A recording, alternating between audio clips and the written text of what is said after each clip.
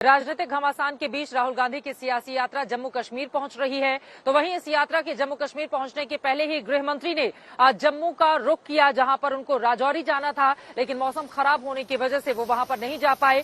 लेकिन राजौरी में पीड़ित परिवारों से उन्होंने फोन पर बातचीत जरूर की है। जम्मू से ही राजौरी के पीड़ितों से फोन पर बातचीत की है गृह मंत्री ने, उन्हें दिलासा दिलाया। अमित शाह ने जम्मू में सरकारी मेडिकल कॉलेज का भी दौरा किया और राजौरी हमले में घायल लोगों से उनका हाल जाना। भरोसा दिलाया कि सरकार उनके साथ है, सुरक्षा का पुख्ता इंतजाम किया जाएगा। आपको बताते चले 1 जनवरी को आतंकवादियों ने 3 हिंदू परिवारों के घर में घुसकर हमला किया था।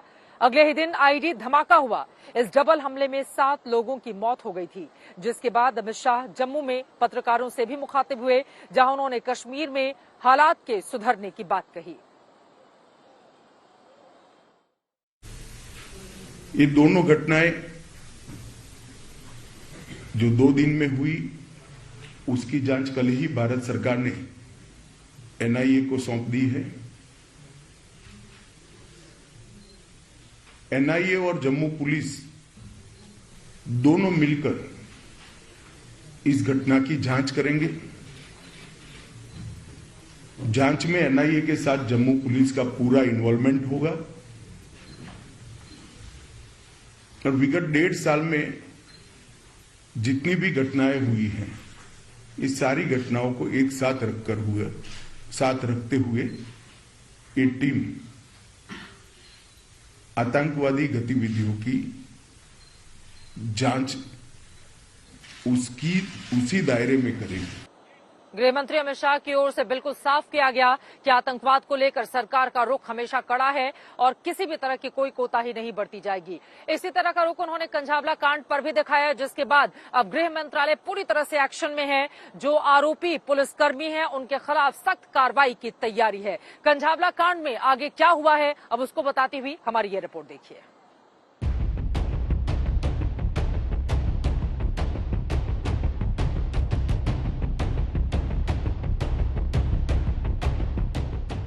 दिल्ली का दिल दहला देने वाले कंझावाला कांड में गृह मंत्रालय एक्शन में आया तो ड्यूटी पर तैनात पुलिसकर्मियों पर गाज गिरी।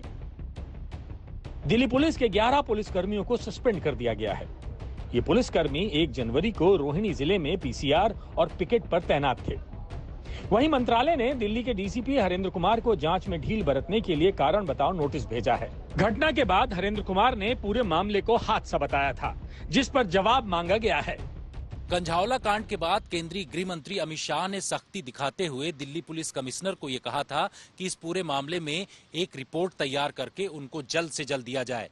यही वजह है कि शालिनी सिंह के नेतृत्व में एक कमेटी बनाई गई और उन्होंने इसकी रिपोर्ट तैयार की। विस्तृत रिपोर्ट तैयार करने के बाद केंद्रीय गृह मंत्रालय को पूरी जानकारी दी गई, जिसमें ये कहा गया कि जिस तरीके से उस पूरे इलाके में पीसीआर वैन को होना चाहिए था, वो मौजूद नहीं थी।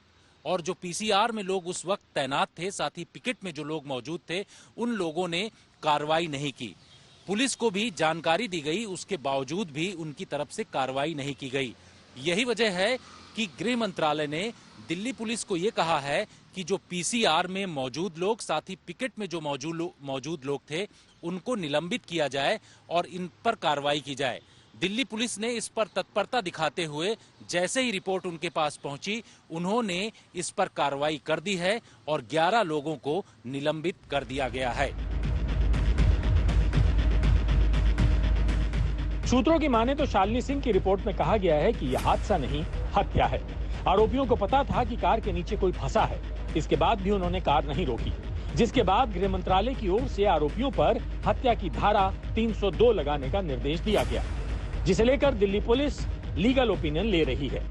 सूत्र बताते हैं कि केंद्रीय गृह मंत्रालय की तरफ से दिल्ली पुलिस को यह आदेश दिया गया है और कहा गया है कि जो मामले की गंभीरता है उसको देखते हुए, साथ ही जो साइंटिफिक एविडेंस मौजूद हैं, उनके आधार पर कार्रवाई की जाए और 302 का मुकदमा दर्ज करते हुए उस पर कदम बढ़ाया जाए।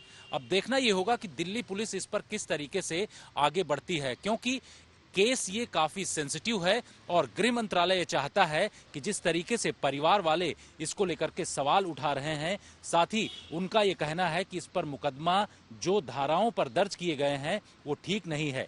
यही वजह है कि केंद्रीय गृह मंत्रालय ने कहा है कि हत्या का मुकदमा दर्ज करने के लिए पुलिस के पास जो एविडेंस और केस की गंभीरता है उसके आधार पर उसको कदम बढ़ाना चाहिए। और सूत्र बताते हैं कि दिल्ली पुलिस आगे इस पर विचार कर रही है और कानूनी जो मदद है उसको भी लिया जा रहा है। गृह मंत्रालय ने दिल्ली पुलिस को मामले में जल्द से जल्द आरोप पत्र दायर करने का निर्देश दिया है ताकि दोषियों को सजा मिल सके। वहीं गृह मंत्रालय के इस एक्शन से अंजलि के घर वालों ने राहत की सांस ली है। पहले तो कुछ नहीं कर रही थी पुलिस कार्रवाई, अब तो कर रही है। सुल्तानपुरी के पुलिस वाले अब कार्रवाई कर रहे हैं। हाँ, उस कार्रवाई से हम संतुष्ट हैं। अब आप पुलिस की कार्रवाई से संतुष्ट हैं और अब जब 302 लग जाने की उम्मीद हो गई तो तब आप क्या कहेंगे? अच्छी बात है, हमारी बेटी को न्याय मिला। किसी और की बेटियां भी अब सेफ हो, किसी की तरफ गलत निगाह कोई ना डाल सके।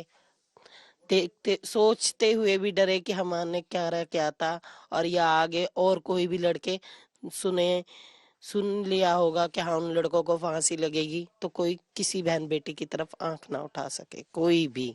पुलिस का वो कहना है कि वो जितने भी पुलिस वाले रास्ते में मौजूद थे, जो पिकेट पे थे, जो पीसीआर पे थे, उनके खिलाफ भी कार्रवाई होगी। हाँ तो होगी, वो तो उनके खिलाफ तो जरूर होनी चाहिए। क्यों, उन लोगों की लापरवाही से तो इतना बड़ा काम हुआ है।